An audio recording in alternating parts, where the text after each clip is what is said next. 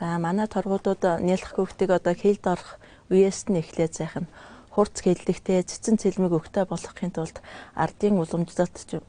одоо өв уламжлагдаж ирсэн сайхан зүйцсэн үг онцлог таавар үлгэр домог ярьж өгдөг бас цээжлүүлдэг байсан байх нэ. Ингээд би одоо өөрийнхөө багадаа одоо малчин айлын хүүхэд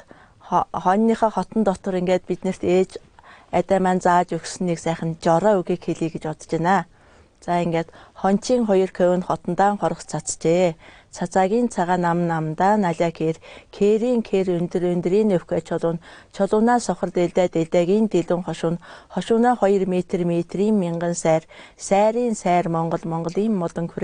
күрээгийн хүчин тоодгийн тогрон галуунаа ганц үзүрийн үнгэн туудагийн тумжир төгөн гээд бид нэр хотон дотроо ингээд малынхаа нөгөө хонь ямааныхаа хоргосыг ингээд хотон дотор ингээд цацаад ингээд тоглодог байсан ийм сайхан